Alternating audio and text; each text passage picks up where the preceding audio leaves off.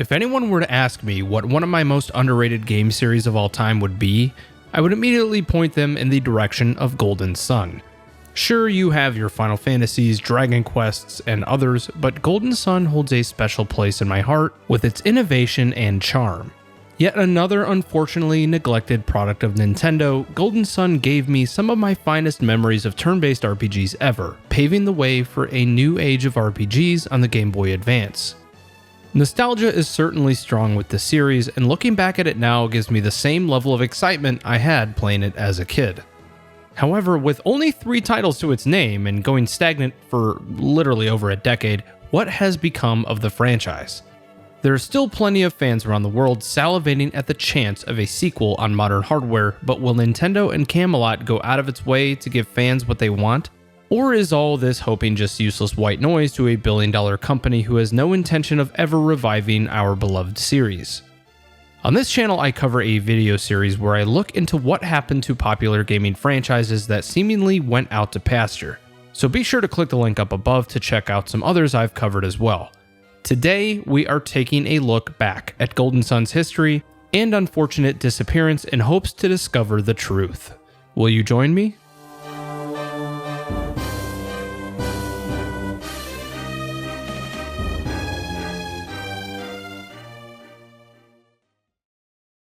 Have you ever heard of the Shining Force series? Yes, if you owned a Sega Genesis in the 90s and loved RPGs, you may have played through these games before. Many people who are fond of Golden Sun may not realize the impact the Shining Force series had on its development. In fact, much of the inspiration behind those games came from the classic Sega RPG franchise. And why is that, you may ask? Well, Golden Sun's creator and writer, Hiroyuki Takahashi, got his big break as a writer for Shining Force on Sega Genesis. Having worked at Enix on Dragon Warrior and Final Fantasy games, Takahashi aimed to play a bigger role in video game development. Amassing tons of innovative ideas, he realized Enix was too set in their ways to adapt. Recruited by Sega, he founded what is now known as Camelot Software Planning in 1990 under the name Sega CD4. The company's main goal was to create an RPG series that could potentially thwart Enix's hold on the market with the Dragon Warrior and Final Fantasy games. The first Shining Force game released in 1991, and yearly installments followed all the way up to the Sega Saturn's development, in which Takahashi's team began creating Shining Force 3 in chapter form. Unfortunately, the Sega Saturn was not doing well. The hardware did not meet expectations set out by the company, and the focus shifted instead to the Dreamcast, putting the rest of Shining Force 3's development in jeopardy.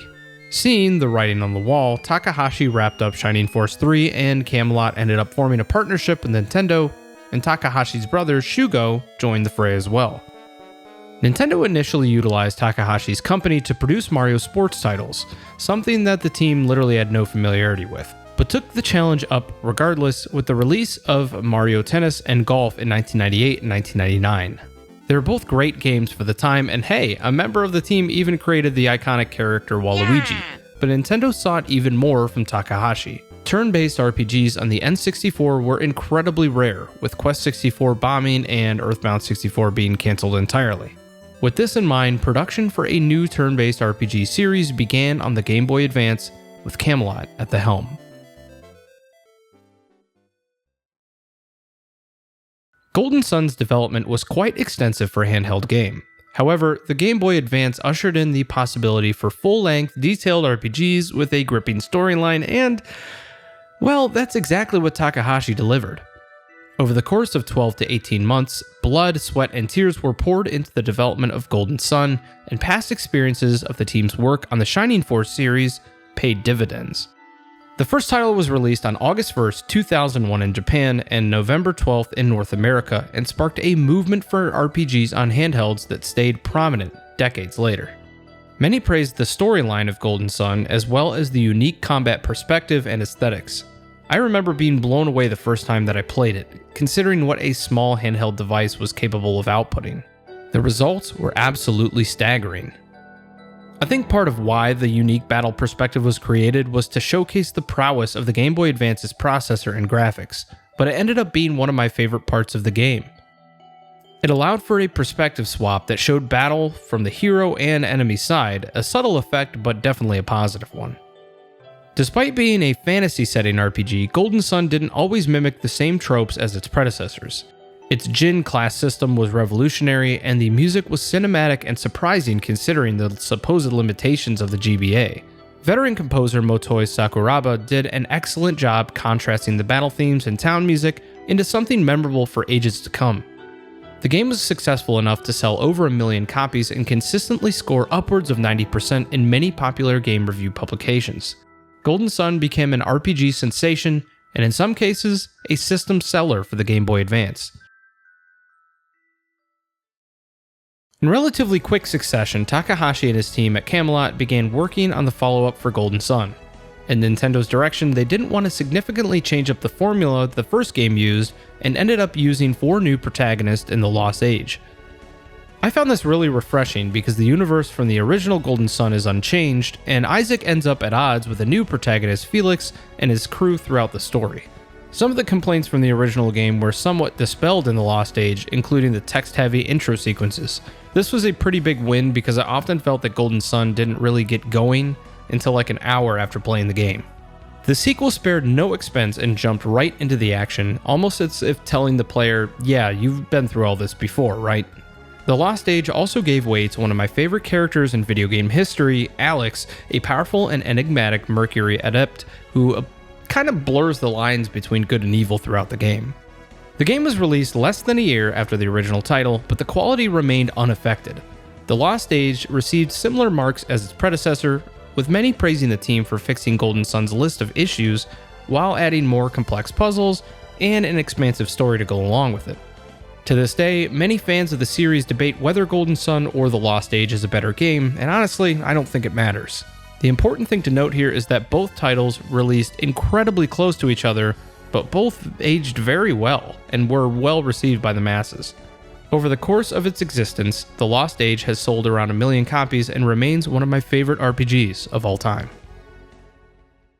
Development of a third title in the Golden Sun line started almost immediately after The Lost Age's release, but these ended up being plans that never made it to fruition. The Takahashi brothers were asked about the game countless times over the years following the second title, and their answers ranged from it being a prequel to a spiritual successor to something different entirely.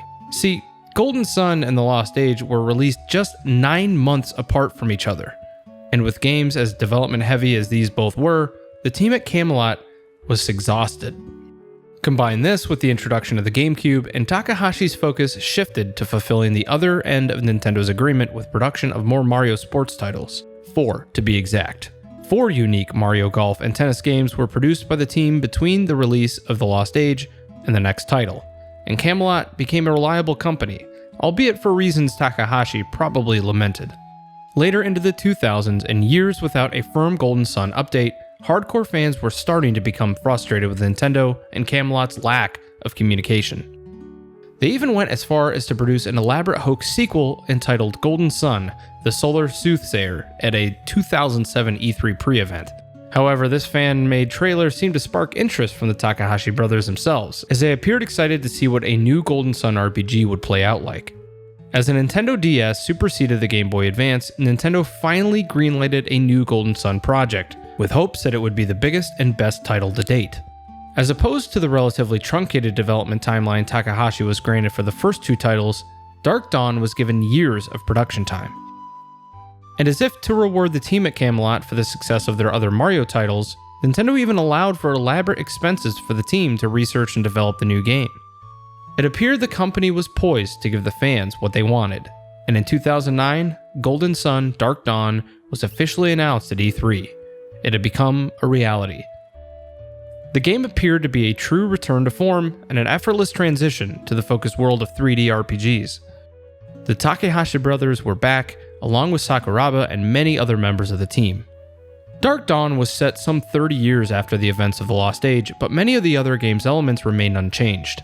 The main protagonists ended up being the offspring of the Golden Sun's character Isaac, Jenna, and Garrett, and the story seemed fitting with the events that had transpired since The Lost Age. Released in late 2010, Dark Dawn had mixed reception. Longtime fans of the series praised its familiarity, battle mechanics, and story, but there existed a glaring problem.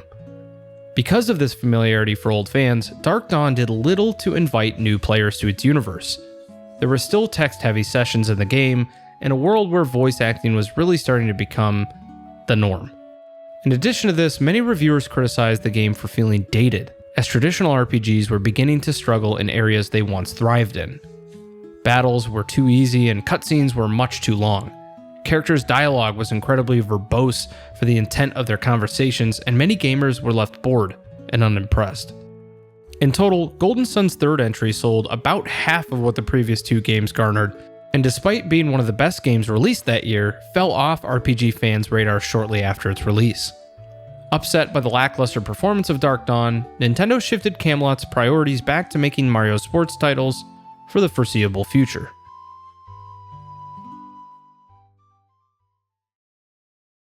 But let's hold on a moment. Why have we gone 10 years without hearing anything about Golden Sun 4?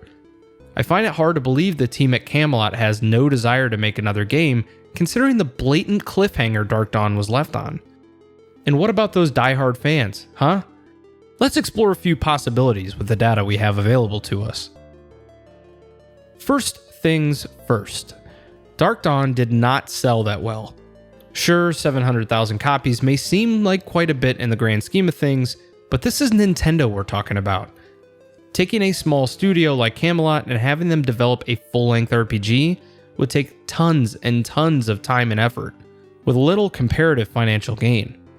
This is the opposite effect with a game like Mario Golf Super Rush, which was released this year, that doubled the sales Dark Dawn had in its first week, and took considerably less effort to make. Is Nintendo really going to take that big of a risk on a game whose last entry did little to nothing to pull in new fans? Can't they just give us what we want? Granted, Camelot is free to do whatever they want and make a game, but it would be useless if Nintendo won't greenlight it. Not only did Dark Dawn not sell well, but there were also some mixed feelings from the fanbase about how the game was received. Some called it boring and uninventive, but others felt a sense of nostalgic bliss while playing through it.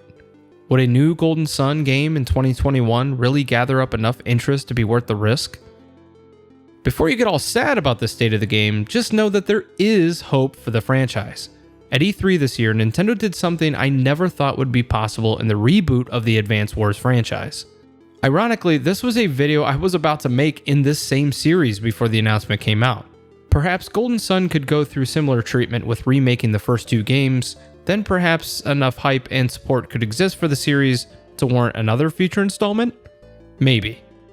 And Advance Wars is also developed from an independent company, Intelligent Systems, placing it in a similar category as Camelot.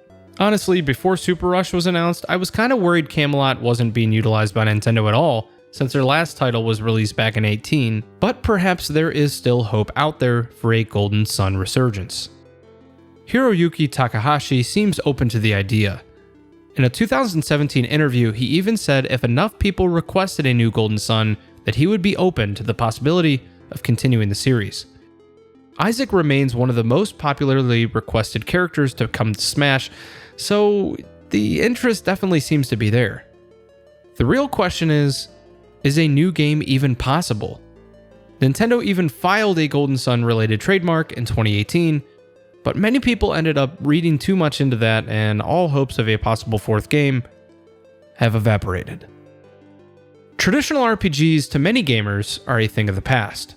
In my opinion, if Golden Sun were to come back, there would have to be some sort of drastic change. Look at Octopath Traveler. The aesthetics of that game are mind-blowing, and although it seems to play like a traditional RPG, helps it stand out from the rest. Takahashi and his crew would have to get innovative and drop the mindless bloviating from the character's dialogue to maintain the game interesting. And even if the team wanted to work on a new game, Takahashi emphasized they'd need some serious time. So what do you think? Does Golden Sun have a chance to reboot with a new or remade title on the Switch? Are Takahashi's words really true in that if enough people support the game, he'd consider making a new one? Would a traditional turn-based RPG of Golden Sun's caliber succeed in 2021?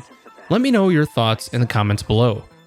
Thanks again to everyone checking out the video today and going through Golden Sun's long development journey and interestingly vague future. This has been Press Start to continue, and I'll see you next time.